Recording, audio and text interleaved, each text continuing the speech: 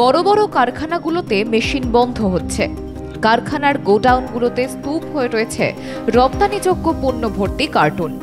Second শিফটে কর্মীরা যখন কারখানায় আসছেন, তাদের মূল দরজা থেকেই সিকিউরিটি গার্ড জানিয়ে দিচ্ছে, আপাতত কারখানা বন্ধ, আপনাদের আর চাকরি নেই। রাত 12টা। জনবহুল রাস্তায় আগে একের পর এক গাড়ি চলত, ঘুরে বেড়াতেন সাধারণ মানুষ। রাতভর রেল স্টেশনগুলোও সচল থাকত। কিন্তু বর্তমানে সেই জায়গায় ছবি বদলে গিয়েছে। সাধারণ লোক চলাচল নেই বললেই চলে। স্টেশন চত্বর, বাস স্ট্যান্ডেই মাটিতে চাদর পেতে রাত কাটাচ্ছেন বহু মানুষ। এরা কারা?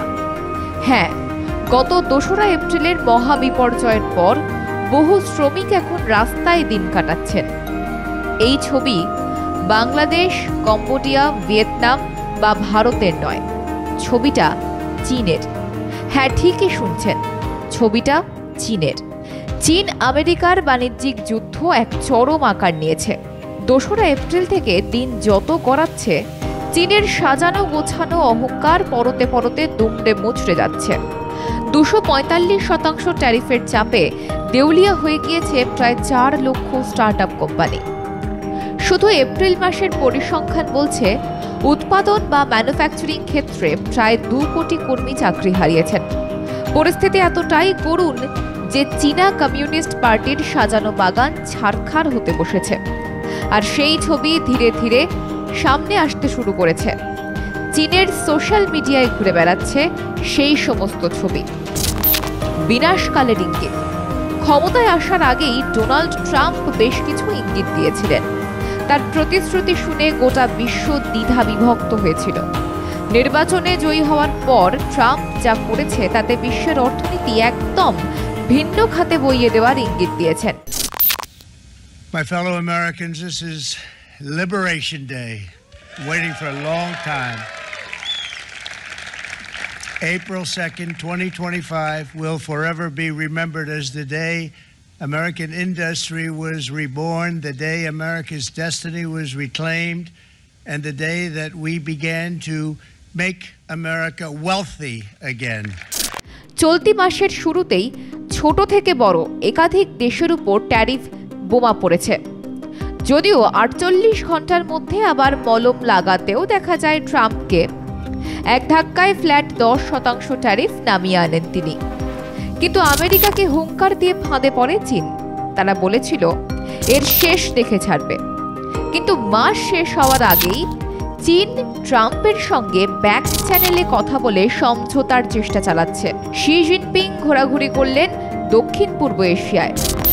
ভারতের প্রধানমন্ত্রী নরেন্দ্র মোদীকে চীনে আমন্ত্রণ জানাচ্ছেন। প্রশ্ন উঠছে, কি এমন হচ্ছে চীনে, যার ফলে চীনা কমিউনিস্ট পার্টি ধীরে ধীরে নিজেদের অবস্থান বদলাতে চলেছে? উত্তরটা হচ্ছে, দেশের ভিতরেই বিস্ফোরণ শুরু হয়েছে। দেশের কর্মী, ছাত্রছাত্রী, ছোট থেকে বড় ব্যবসায়ী সোশ্যাল মিডিয়াতে এসে নিজেদের ক্ষোভ উগরে দিচ্ছেন। আসুন একের পর এক পরিস্থিতিগুলো দেখে বুঝে নেওয়া যাক চীন বর্তমানে ঠিক কোন জায়গায় দাঁড়িয়ে। এই যে ছবিটা দেখছেন, এটা চীনের শেনজিং শহরের। গুয়াংডাও প্রদেশের পার্ল নদীর তীরে গড়ে ওঠা এক ঝাঁ চকচকে শহর। 1980 সালে এই শহরকে ঘিরে পরিকল্পনা করা হয় বিশেষ অর্থনৈতিক অঞ্চল বা স্পেশাল ইকোনমিক জোন। চীনে ম্যানুফ্যাকচারিং ক্ষেত্রে যতগুলো শহর উল্লেখযোগ্য, তার মধ্যে একটা শেনজিং। আজ সেই শহরের রাস্তায় এই ছবি। বহু কর্মহীন, গৃহহীন মানুষ ফুটপাতে ঘর জমিয়েছেন। পরিসংখ্যান বলছে, কোভিডের পর থেকে অন্যান্য শহরের পাশাপাশি শেনজিং শহরেও কর্মহীন মানুষের সংখ্যা বাড়ছিল। চলতি বছরে গোড়া থেকে তার মাত্রা বাড়তে থাকে। কিন্তু এপ্রিলে ট্রাম্পের ট্যারিফ বোমা যেন বহু মানুষকে এক ধাক্কায় ফুটপাথে নামিয়ে আনে। এখানে যে ছবি দেখছেন তা আপাত দৃষ্টিতে স্বাভাবিক লাগলেও কতটা ভয়ঙ্কর তা আন্দাজ করাই যায়। ঘরে পয়সা কড়ি নেই, তাই বাড়ির পাশে ডাস্টবিন থেকে খাবার সংগ্রহ করছেন 2 মহিলা। প্রতিবেশীদের ফেলে দেওয়া খাবার প্যাকেট থেকে কেক, পেস্ট্রি ইত্যাদি তুলে নিচ্ছেন ওরা। শুধু তাই নয়, তারা এই ছবি তুলে সামাজিক মাধ্যমে পোস্টও করছেন, স্রেফ সরকারকে বার্তা দিতে। কি ভাবছেন গল্প এখানেই শেষ?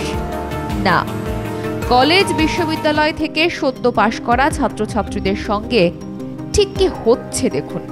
এই ছবিটা হলো সদ্য আইন পাশ করা এক ছাত্রের। সামাজিক মাধ্যমে এসে তার কান্নাকাটির কারণ হচ্ছে অন্যায়ভাবে তার কাছে সরকার অর্থ লুট করছে।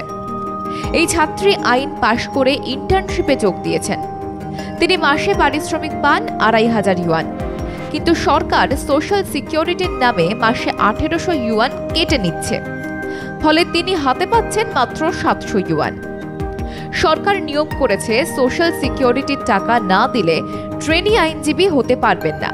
আর ট্রেনি আইনজীবী হিসেবে অভিজ্ঞতা না থাকলে পেশাদার আইনজীবী হিসেবেও চীনে কাজ করতে পারবেন না।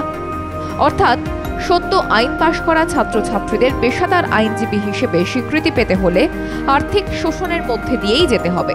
চীনের সামাজিক মাধ্যমে এমন বহু ক্ষোভের কথা ভেসে আসছে, যেখানে অনেকেই বলছেন একটি ল ফার্মে যোগ দেওয়া শিক্ষানবিশ আইনজীবী যা রোজগার করে তার থেকে অনেক বেশি অর্থ আয় করেন সাধারণ ট্যাক্সি চালক। তাহলে বিষয়টা কি দাঁড়াচ্ছে? চীনে হাই ইনকাম গ্রুপের উচ্চশিক্ষিত যুবক যুবতীরা বিদেশে পড়াশুনো করতে গিয়ে সেখানেই স্থায়ী হয়ে যাচ্ছেন। চীনে অটোমেশন এআই ব্যবস্থা এসেছে। রিসার্চ অ্যান্ড ডেভেলপমেন্ট ক্ষেত্রে বিপুল পরিমাণ অর্থ ব্যয় করা হচ্ছে।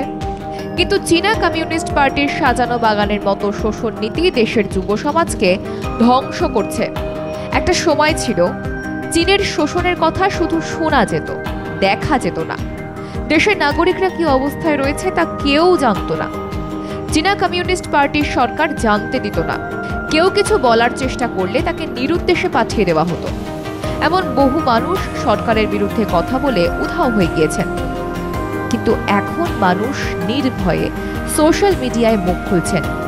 এমনকি তারা বলছেন আগামী দিনে তাদের যে গাছের ছাল খেয়ে থাকতে হবে এমন দিন আসতে চলেছে। রিয়েল এস্টেট ব্যবসা ডুবে গিয়েছে। ব্যাংকিং খাত খাদের ধারে।